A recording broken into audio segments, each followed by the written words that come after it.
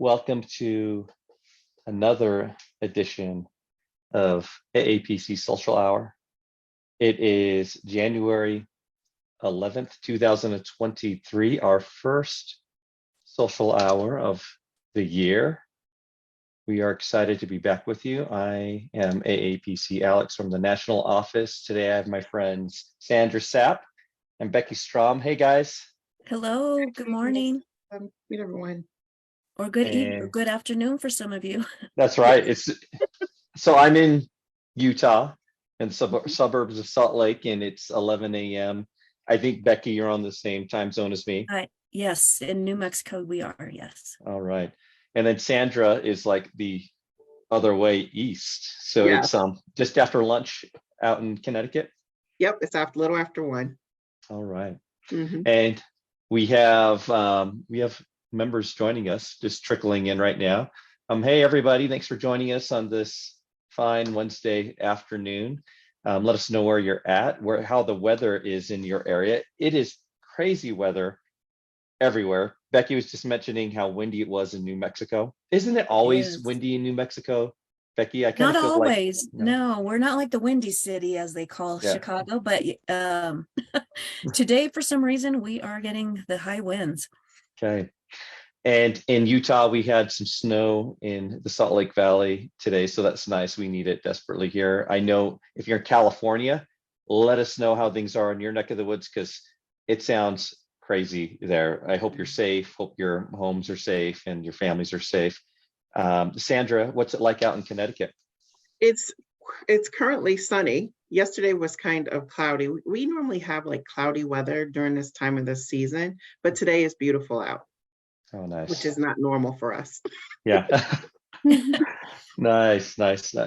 Well, we have Joan Pagan from New York. I think New York's been hit pretty hard with snow this year, especially if you're in that western side, Buffalo, and maybe upstate area. Let's see, we've got Sabrina in Arlington, who's just rubbing it in our faces. 83 degrees in Arlington, Texas today. Oh, nice. Yeah. Beautiful. My neighbor and Becky's neighbor, Tiffany Strong, out in Denver, says it was snowing earlier. And we've got Yosha Fontenot. I hope I said that right, Yosha. And I think this may be the first time that I've seen her join us from Lake Charles, Louisiana. Yosha, thanks for joining us. Good to meet you.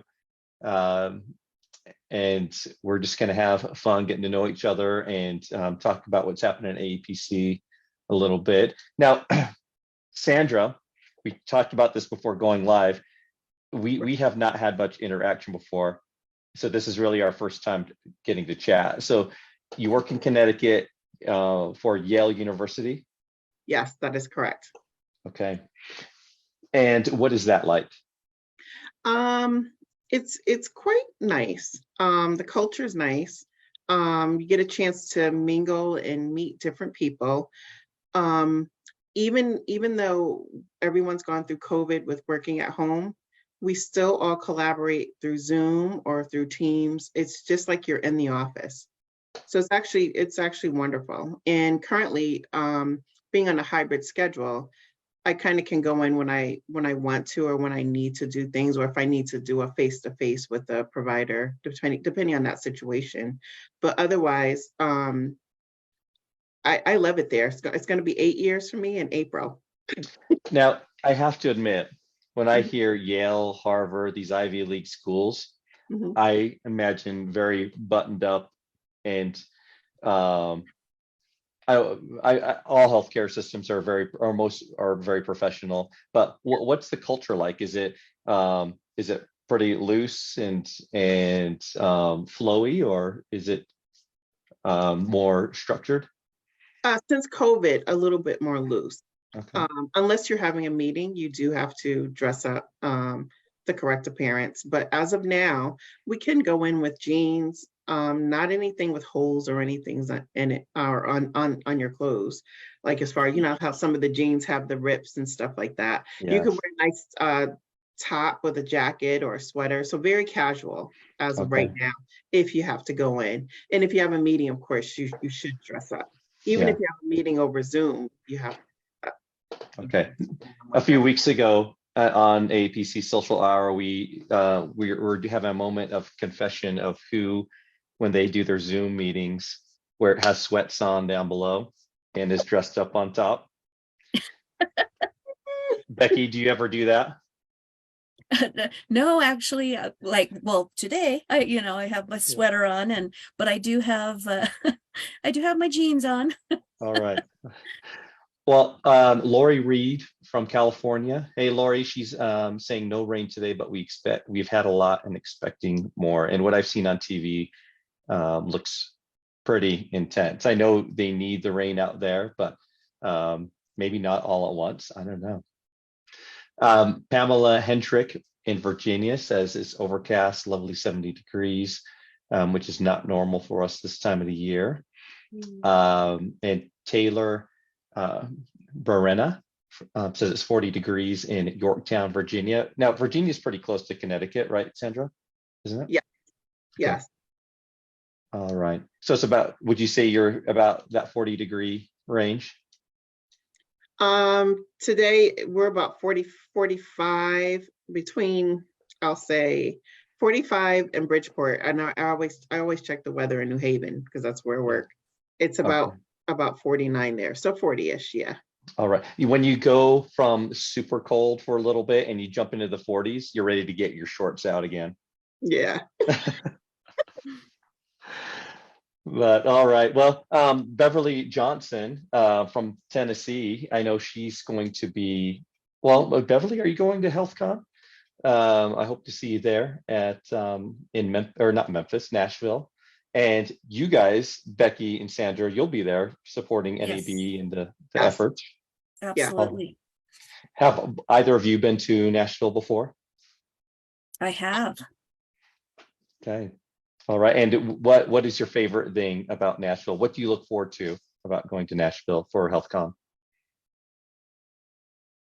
Of course, for the conference itself is, getting to see people in person. I know that we're starting to move more in that direction, just in general across the board with organizations, conferences, that type of thing. And so the collaboration of being there in person to me is key.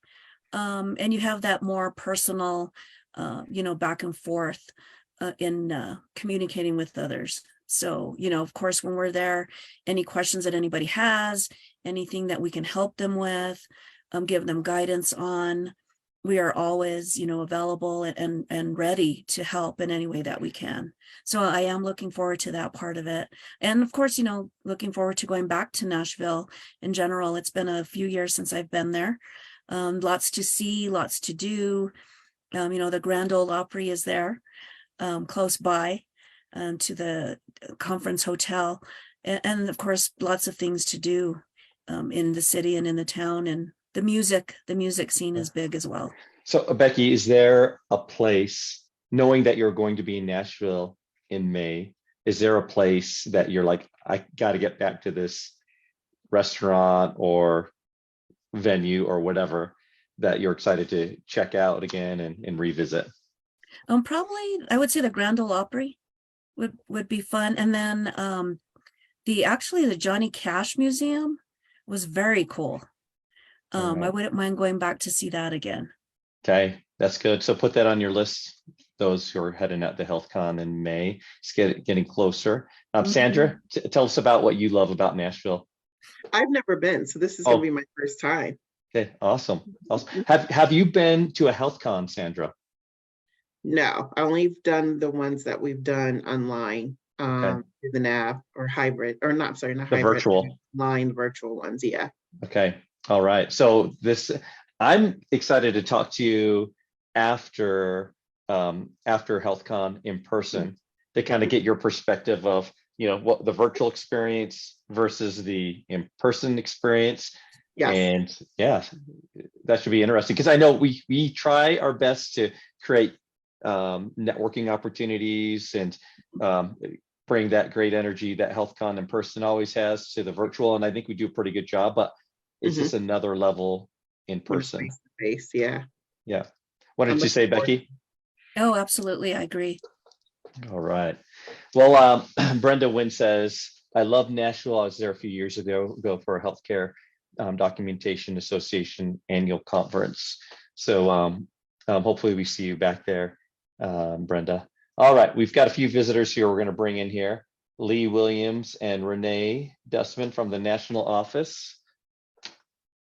And Lee wrote a great article in the latest Healthcare Business Monthly called 10 Areas That Will Impact Your Healthcare Organization in 2023. Hey, Lee. Hey, how is everyone doing? Hi, So good. Lee. Good to see you. Hey, Becky, good to see you. Hi. I love your dress, or your blue. My blue. You Thank pop. you. You pop. Thank you. Thank you. Thank you. Yeah. Renee, how are you doing? I'm doing great, thanks. Are you surviving the blizzard of 2022/2023? We have no snow whatsoever. Only Buffalo Oh. got that. Oh, no snow. I thought about you as Buffalo was getting hit, but so you're further away from Buffalo than I think in my mind. Only an hour, Oh, but wow. it's amazing the difference, you know. It's that lake effect that they get. Yeah, because they're right on. They get Erie and Ontario. So, Okay. Yeah. Okay. Awesome. Well, thank you too for joining us. Becky and Sandra, I don't know if you had a chance to look at Lee's article in this month's Healthcare Business Monthly. Again, that's 10 areas that will impact your healthcare organization in 2023. Lee, tell us about that article, what led to it, and what led to these items being placed on the list. The topics, yeah, sure. So, it's as we transition from year to year, it's always important to assess and reassess. And I think many of us do that from an individual perspective. But if we, of course, are leading a team and have that responsibility, we also need to think about it from an organizational perspective, which I suspect most people do.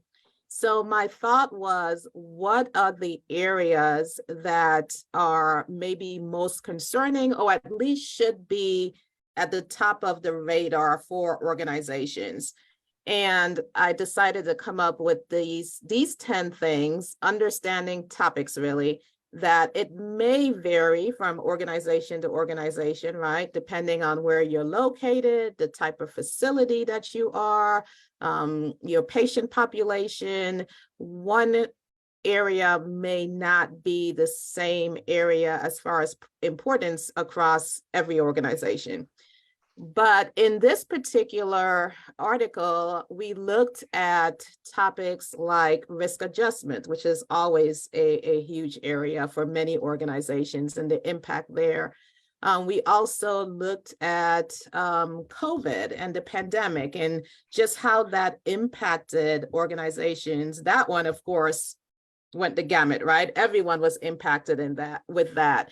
And thinking about if we were, as an industry, to experience something like this again, how do we prepare? What type of risk mitigations have organizations put in place? So outside of things like, the loans that organizations got and making sure that we're accounting for it appropriately, just thinking big picture and how do you plan for the future? Other areas of topics were telehealth and telemedicine, of course. Again, another topic area that impacts many. And as we either plan to continue with telehealth or prepare to stop telehealth, again, it's how do we prepare for that? Lee? Yes. I'm curious about telehealth because I feel like even prior to the pandemic, that was evolving quite rapidly, and it really, I feel like the pandemic may have exploded that and set it's on its fast trajectory. Absolutely. Do you feel like that's still the case, that maybe it's here to stay and to be here at this level? Yeah, I mean, I personally, I think it's here to stay in some shape or form. I mean, we have seen that with certain payers who, despite the legislation, the waivers, they have decided to implement it permanently, whether that's from a payer perspective or a state. So I think we have some areas or locations where really they have embraced it. I think through the data that has been collected, I know CMS put out information, we see that it has served populations very well, right? Outside of those who were very remote and were the beneficiaries, excuse me, of telehealth in its former state. I think now we have seen that it has great benefits for many. So to answer your question, Alex, I do think it was a monster when it was first introduced. Yeah. And getting all the information that was changing from day to day, getting policies implemented, that kept a lot of us on our toes. But I do think that in some areas, some shape or form, it is here to stay. Some things may go away. So it's just a matter, again, of looking towards the future, looking at 2023 and seeing where do you need to plan and prepare and get your patients ready for whichever direction it goes. Sandra, Becky, do you have any thoughts or insight on telehealth from your end? Becky? Yeah, I would agree with that as well. I think it's here to stay. Honestly, what we're hearing, feedback from our providers, they do like that hybrid model as well, doing the telemedicine services and in person. So in the beginning, it was a little bit difficult and, trying to get everybody up to speed and to do that. And, maybe a little bit scary for them, like, this is something totally different. But now they fully have embraced it. They love it. They like being able to work in that hybrid model of in-person and via telemedicine. Of course, the rules before were much tighter in, those rural areas and only certain telemedicine service that you could provide. And so I think this, the one thing that COVID did bring was opening that up, full force. And, people have truly embraced it now. And so I think because of that, like Lee said, there's, more payers that are going to, include it going forward. It'll be interesting to see, what happens next week with the PHE, if they do extend it and, again, and if so, what, did they extend it? Yeah. Okay. I hadn't seen that yet. So yeah, here, preparing for the future and to see what happens. And Sandra, rolling back, as an organization, if and when the telehealth changes and they pull back some of that, you have to, make sure you have all those teams in place to roll back some of that, data within our systems to make sure it's functioning accurately and appropriately, depending on what happens. Yeah. Sandra, do you do much coding for COVID? Or not Um, COVID, sorry, for telehealth? I don't, but I do work with the coding department, and there's a lot of questions the doctors always have about telehealth. Exactly what Lee and both Becky said. I see it as COVID changed the healthcare business or the healthcare world. And a lot of patients are still not comfortable coming into the office. And also the plus with that telehealth, being able to extend outside of your state is just beautiful. So hopefully they keep that in place. Okay.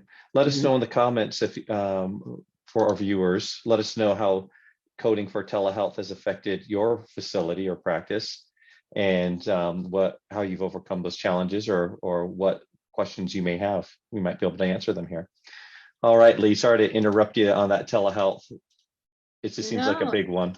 Yeah. What else you got from your article? Of course. Yeah. So other topic areas that organizations may want to pay closer attention to, another area, Alex, as we think about telehealth, but also mergers and acquisitions. We have a lot of that going on.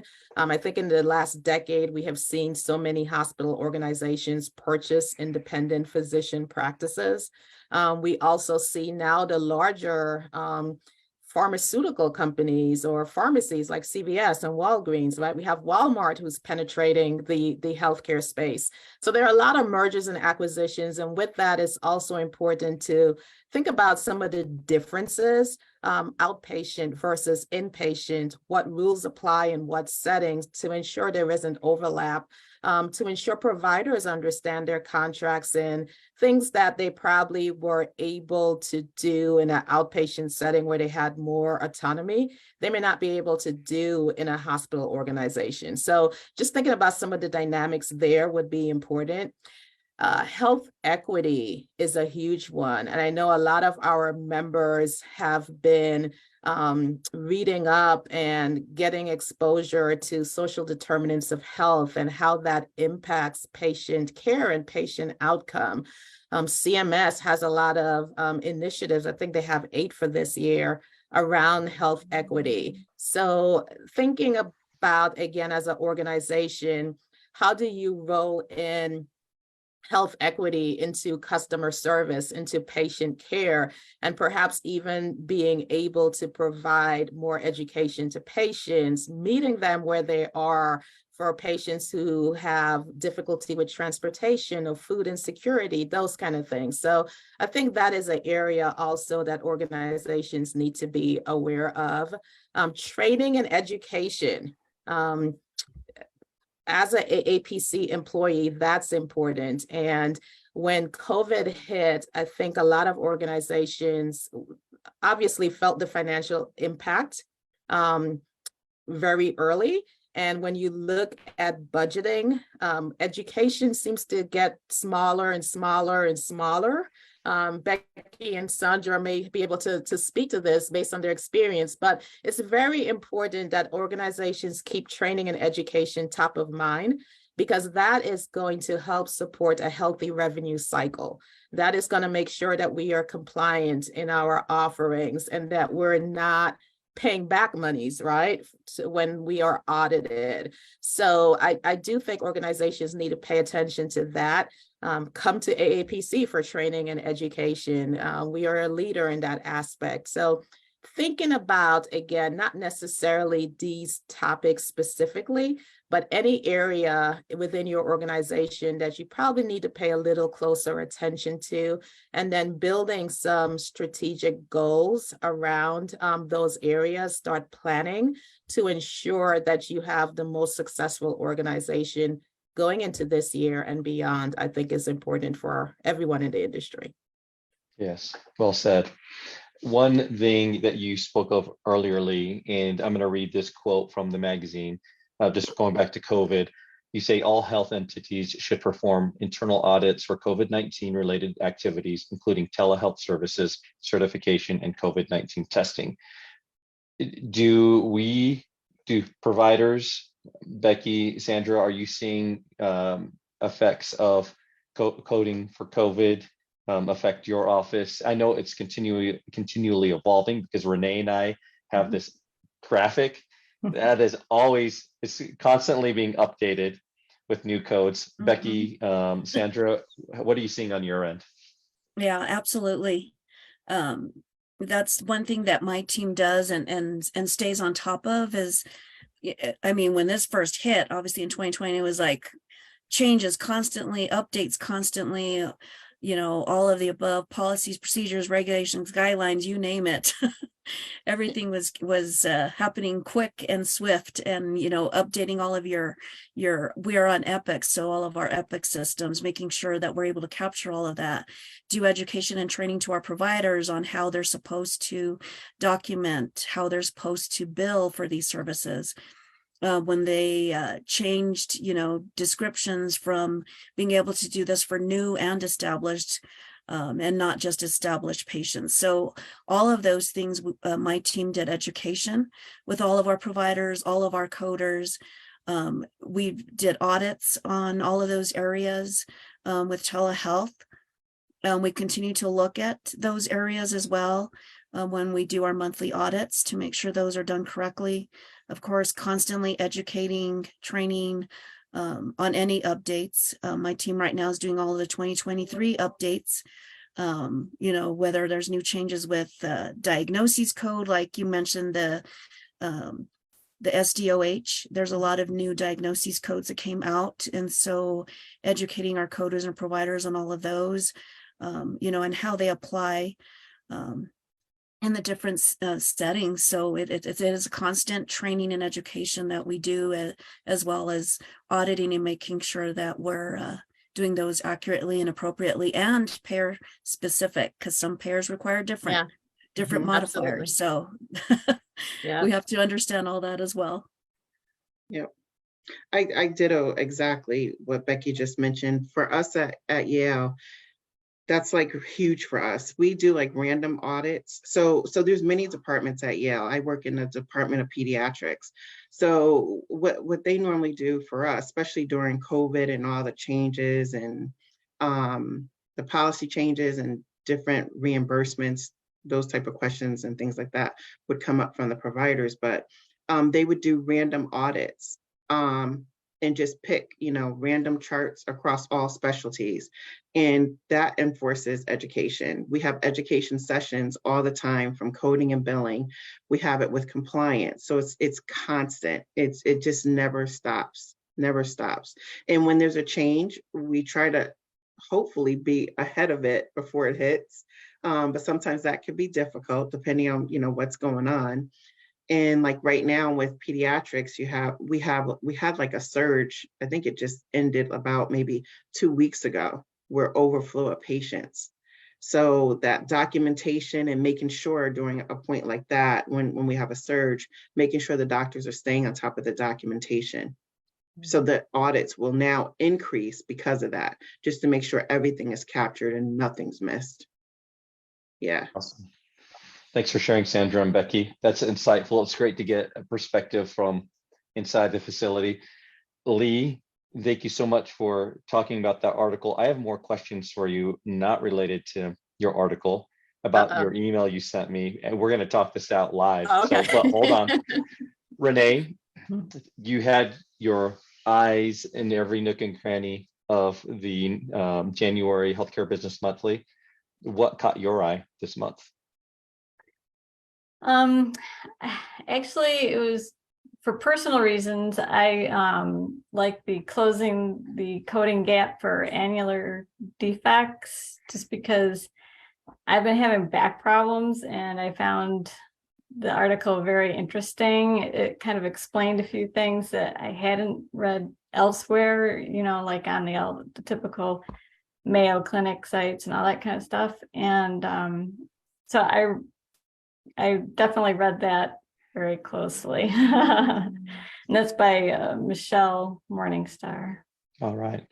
And you did send, I'm just going to kind of let the cat out of the bag a little bit. I've been looking at the February draft of the magazine, looking for Valentine's related campaigns. And there are at least 3 articles cardio related. Mm-hmm. So looking forward to that, and we'll share them on our social media channels, but look for them in your magazine next month. February, the big one is the salary survey that will be out. Oh, that's right. That's right. Okay. Yep. Results. All right. So if you're curious about how your salary stacks up in your region and with the certifications you have, that's an issue you should always look forward to checking out. That's coming out soon. Mm-hmm. All right. Back to you, Lee, real quick. So I'm going to pull up my email. You mentioned the virtual instructor classes. I mean, that's relatively new. I think, how have we been doing that? A year or so? About 2 years now. So yeah, 2 years. still pretty new.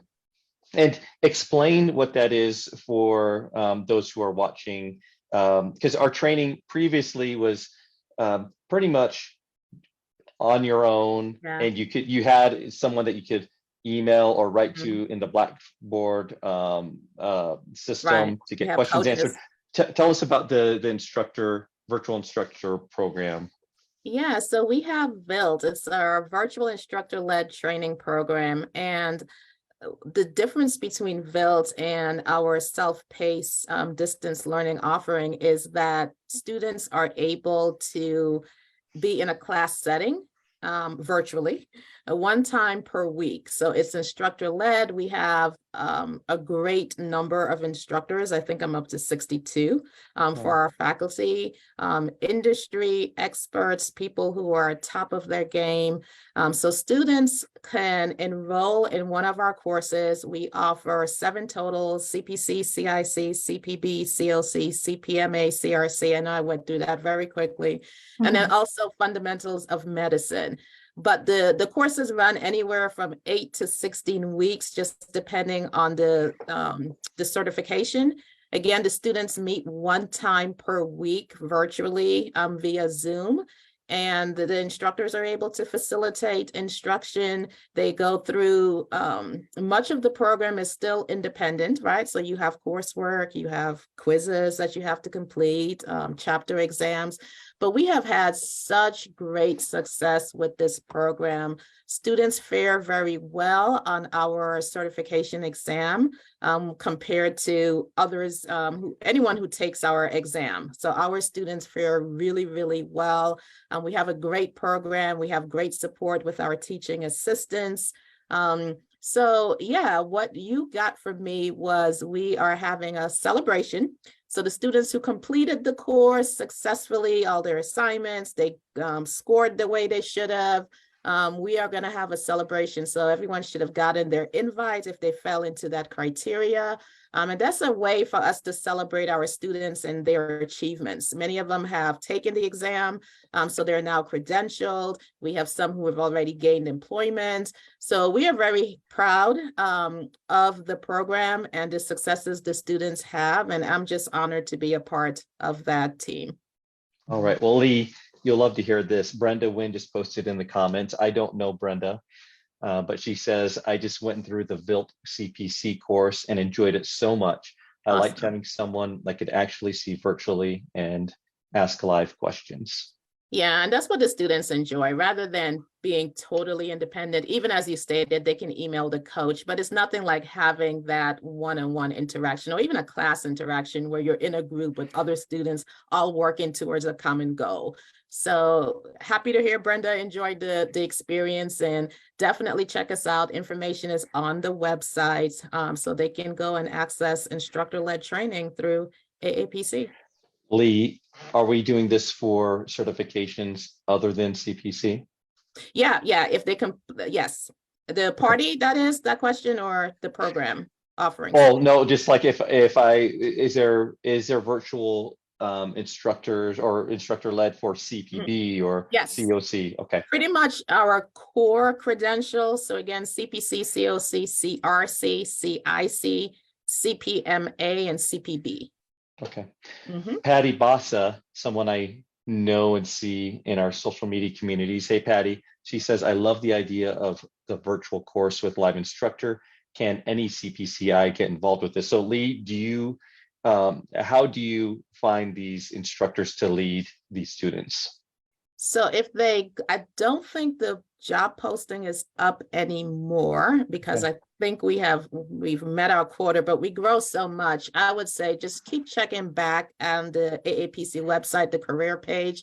I do believe the posting for our teaching assistants is still up. We're still recruiting. So if someone is interested in that position, they can always start there. If they are instructor already and they apply, we will see that they have their eye and probably are overqualified for the teaching assistant. So maybe considered for the actual virtual instructor.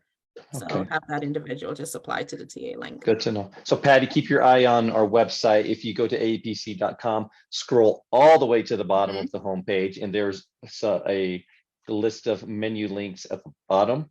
Careers is one of those. Click on that, and that will guide you to our job postings there. Okay. One more question before. Oh, Sandra, go ahead. I'm sorry, may I ask Lee a question? Yeah. Yeah. The teaching assistants position, what does that entail? Can you give a brief synopsis? Yeah, sure. Briefly, these are individuals who work, they're all certified as well, who work to support the students in the course.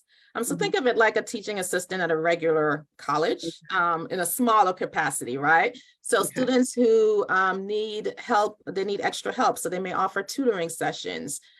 They just need someone to guide them through Blackboard, which is the application we use to deliver the course. They need help navigating, tabbing their code books, study tips. So all that supportive activities around making sure a student is successful in a program, that's what our wonderful TAs do. Okay, interesting. Thank you. It almost feels like a mentor Mhm. and say for that. the students. And we'll be talking about that with Sandra, our mentor program, but it sounds like a mentor. Yeah, awesome. All right, real quick, Renee, I have a question that came through about the salary survey from our friend Lori next door in Colorado. She says APC needs a salary survey for new coders or divide the survey into years of experience to earn said salary. I feel that would provide a clear picture of the salary for this field. I haven't been in the salary survey for a little bit. Does it do that? Can you slice and dice it to get that kind of information? Yeah, you can get that information out of it because we show a cumulative, but we also break it down into what someone with 0 to 2 years experience, and then increments all the way up to 31 years.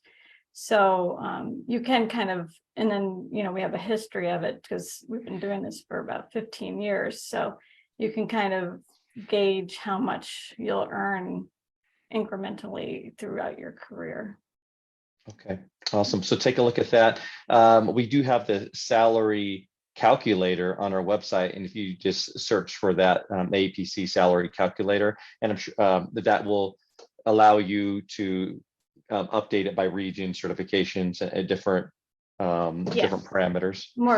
Your specific parameters, because where you live affects your salary, and how many credentials you have affects your salary, and what job you have, everything affects. So the salary calculator lets you put in all those filters to get a more specific range. And also the website, we also have a specific website for this report, not just the article in the magazine. And on the website, it goes into a bit more detail too. So they're not exactly the same, what's written in the magazine and what's on the website. So I would recommend reading both. Okay, all right.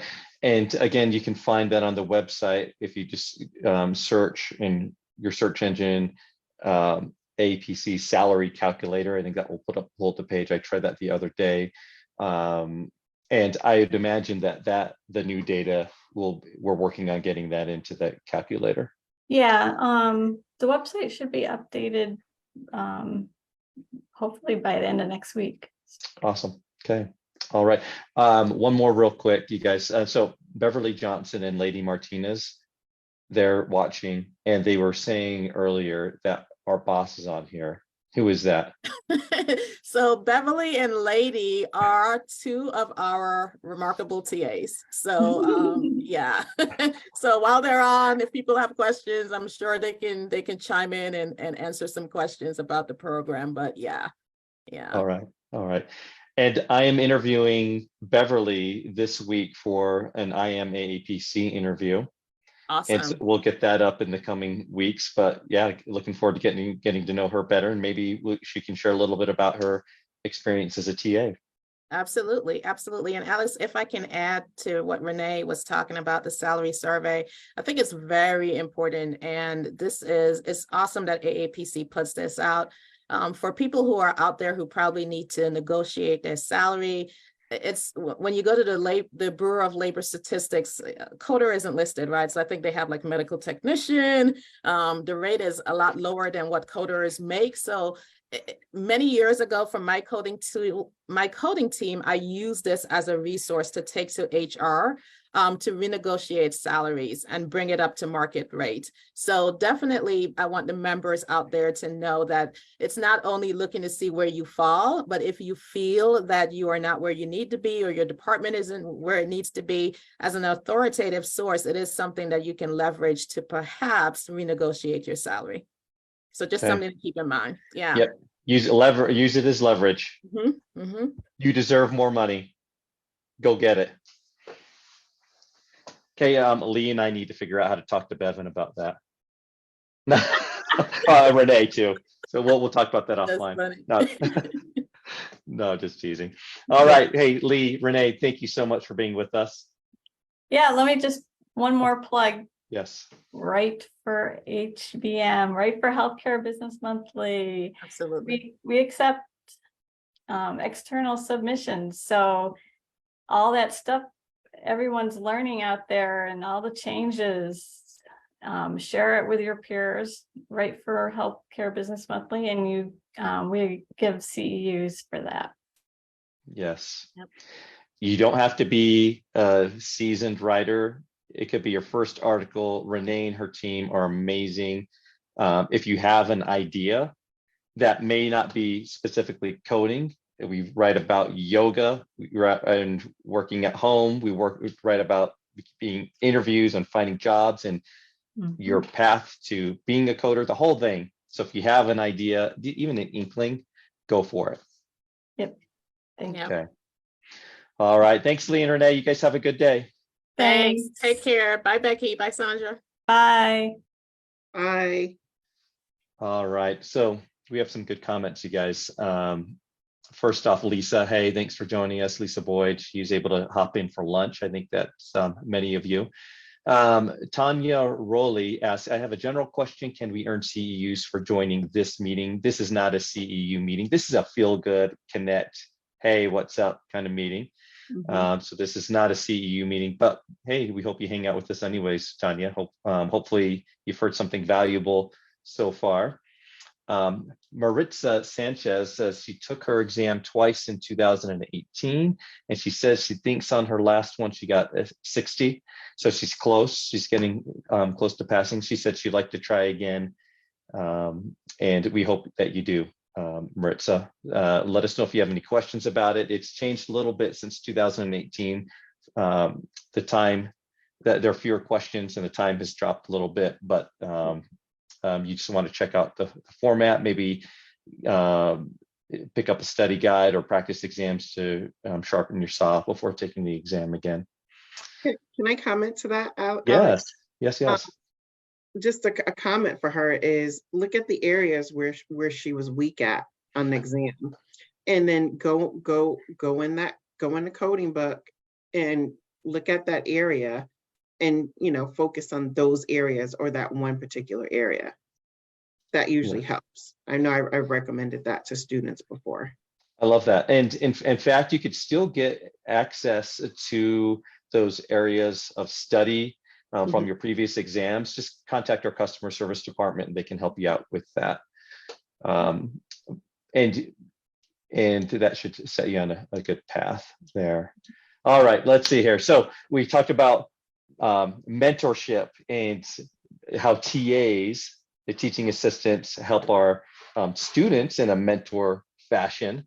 But Sandra, you work with an NAB, National Advisory Board Committee, where you guys work to help improve the Mentor City. Our member is the free benefit to all AAPC members, our mentorship program. Would you just give us a little overview of that program for our members and what you guys are working on right now? Sure. So basically, Mentor City is a area where we invite the members members, also non-members, to join on the website, to use this website as a resource. We're there to help you and guide you. And it could just be questions if it's not based on coding questions, or it could be assistance with taking the exam. It could be assistance with your career, what way to go, or what other jobs are out there. And then me, for example, being a mentor, I actually had a student, not a student, but a member reach out to me, and she was starting her first practice manager position, sorry. And she needed that guidance. So she asked me if I could be that one-on-one for her and just check the emails, if I could respond to her and stuff like that. And it worked out really well. And I think she only contacted me like 3 times, but she thanked me for being there for her and just being that resource going into that new role. And as far as Mentor City, we now have stats. I don't have the exact numbers, I'm sorry, for today, but where it was, it has grown tremendously now. And at Healthcon, we plan to bring a table for the members to bring out members, Mentor City more and more to the members. And I think it's a great resource for everything, for careers, possible coding position,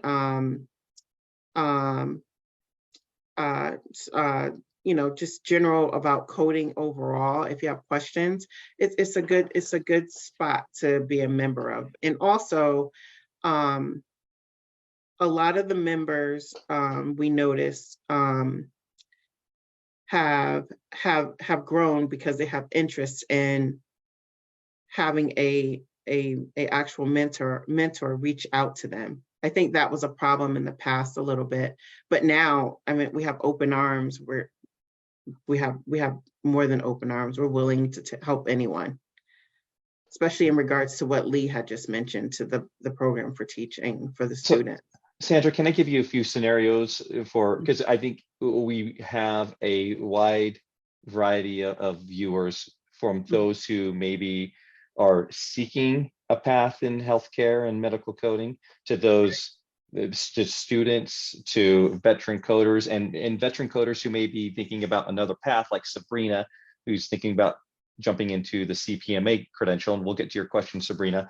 But is the mentor program, the Mentor City and mentorship program, specific for one group? Is it only for those experienced coders, or if I'm a student and a member of AAPC, can I sign up to have a mentor and help guide me? Yes, it's for both. Okay. It's for both. We're there to give you that guidance, regardless, what role you're in or what path you're in life for coding. Okay. Yeah. All right. That's awesome. That is great. So, we often have questions in the group, in the AAPC Facebook group, of how do I get my first job, and resume question, all of these sorts of things. If you are a new CPCA looking for that first position, and you are hungry and have a strong desire to, and are sure that this is your path, I would find a mentor on our mentor program, sign up for Mentor City. And if you Google AAPC Mentorship Program and you're logged into your AAPC account, you'll be able to follow the steps there. And this mentor can help guide you through your resume, can help guide you through interviewing, and helping you try to get that first position. Exactly. And even if they don't get that first position, we're still there to say, okay, let's look at, let's talk about how the interview went. Maybe those techniques that were used, maybe, that wasn't the right techniques. Like if that person can remember those questions, that they had during the interview.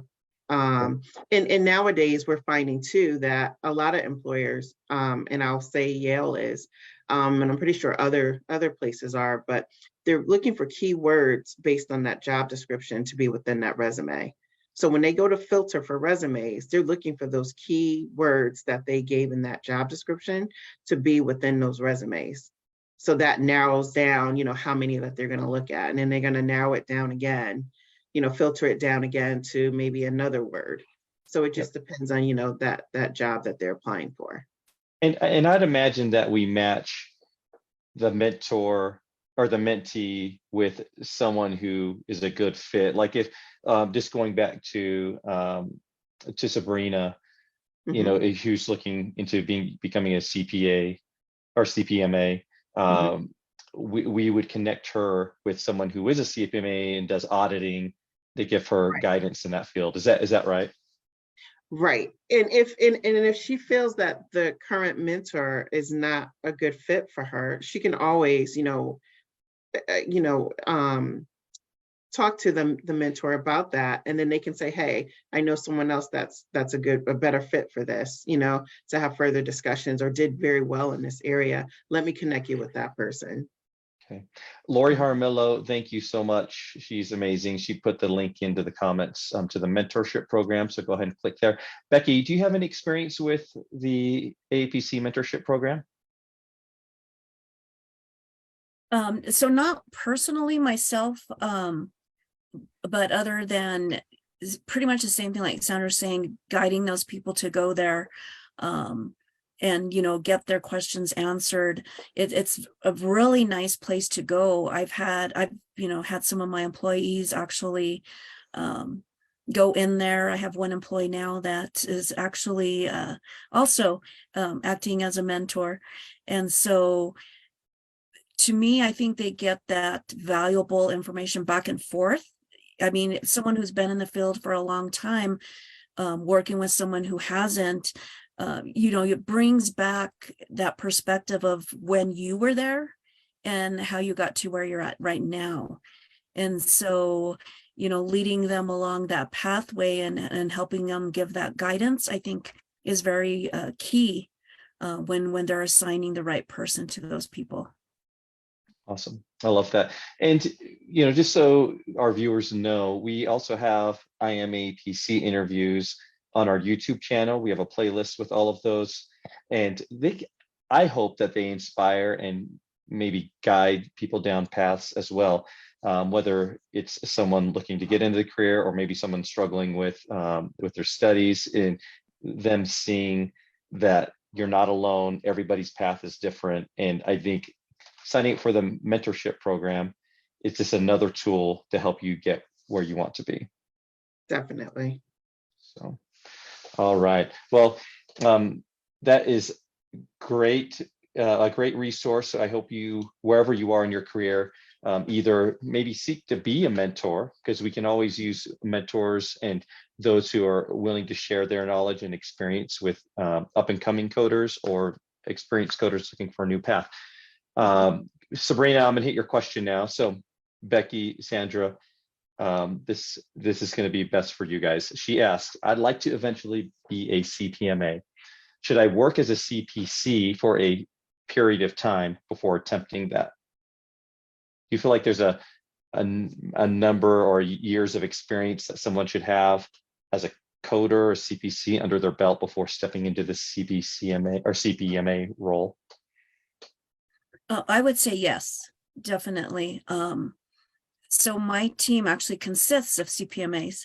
And so all of my SMEs on my team have had usually 3 or more years experience as a coder. And the reason being is because you get a lot of that on the job experience, right? When you're in an audit role and starting in that audit area, you're the go-to person for all questions, answers. Our providers, coders look up to you to find that information for them and provide it back. In the coder role, you're in the chart, you're in the weeds, you're abstracting the information from the record and coding. And then when you get more into the auditing area, you're doing a lot of research, looking at the guidelines, regulations, how those change. So having that experience under your belt for 2 to 3 years will help in getting your CPMA, because you're also looking, when you're in that audit role, you're also looking at what are denial reasons, coding denial reasons. Is there a change in a regulation, a guideline, an update, anything like that? And so that will definitely help you in obtaining your CPMA and having that, little bit more years of coding experience in order to pass that test. Okay, that's good to know. Good to hear. Thank you, Becky. Sandra, any thoughts on your end? I agree with Becky. We currently have, or I can say we have a policy department, and I know someone that has their CPMA, and she was just a coder at first. And now I want to say she started after I did. So maybe after 3 years or so, she did the CPMA exam and she passed it. And she's our expert on those policies. Oh my God, can she break it? She can just break them down. Those payer policies, it's amazing. And it's a great resource to get that experience, exactly like Becky said. I agree. I did exactly what she said. Monica Alexander asked, does AR and appeals count as experience, do you think, or is that training or experience helpful when going for the CPMA? It definitely does. And, because when you're looking at appeals, and that language, so depending on the type of appeal it is, right? So you have your coding appeals on your professional side as well as your facility side. And so knowing that, whether it's a disease process or clinically what the provider is stating in the medical record, all of that information helps in, overturning denials and appeals, but it also helps you understand the coding process, the audit process. And at the end of the day, you can stand up and say, hey, I looked at this. These are all the guidelines, regulations, or whatever that's required from the policy perspective. And you're able to understand that as an auditor and answer some of those questions. So yes, it definitely helps in your everyday work. Working amongst all of the different areas within the revenue cycle for sure. Sabrina says, I love it. My nerd heart is excited. I get nerdy passionate about stuff too. And it's a little bit overwhelming for my wife sometimes when I hop in, maybe she's just thinking, what's this going to cost me? But I love it. I love that. That's what I love about coders. And our community and family is a coding family is you guys are all in. You love it, you breathe it, and you get excited about these paths and opportunities and even rule changes. You guys are all in it. You have to be. Absolutely. Sabrina, yeah. We're like private investigators. Yes. At time it feels like, when you're looking for that information and finding that guideline or regulation or understanding it, because there's a lot of gray areas in coding, and how you interpret it is key. And then as you apply those gray areas and how you apply them to your organization as well when you're handling different things. Yep.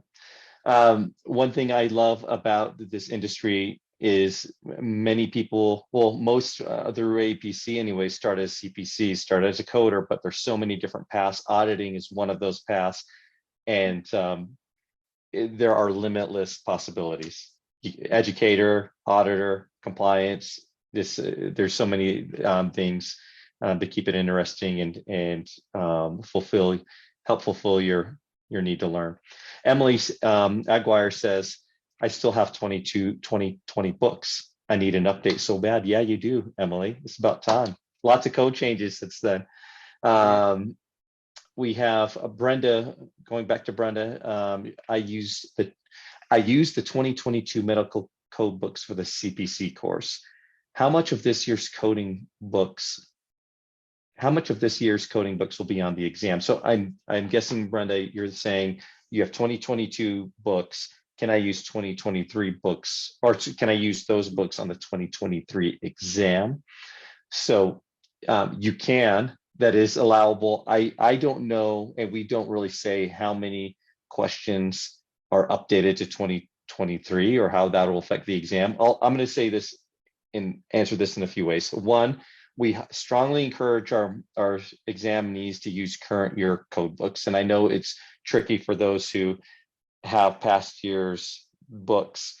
It's not impossible for you to pass. I've seen people pass with past year's code books, but if you don't pass, you're going to be kicking yourself. You're going to be like, oh, why didn't I just buy the code books? So I'd recommend that. Just get if it's an expense issue, you may want to reach out to your local chapter. Many local chapters have loaner code books, and maybe you can borrow some of those, or talk to your local chapter. I know many coders, veteran coders, Becky, Sandra, this may be you, but you have the hard copy of the current year books, but maybe you're in your encoder tool most of the time and we would be willing to lend them out. That might be a possibility. Just reach out to your local chapter if you need access to those books. All Yeah, right. it's definitely a good resource. The local chapters usually have some that they can loan out. And with the 2023 updates to the hospital E&M codes, those are Yeah. brand new changes. So definitely in that area, you would want the most current issue. Yes. Yeah, that's key. Yep, current issues. Well, guys, we're out of time.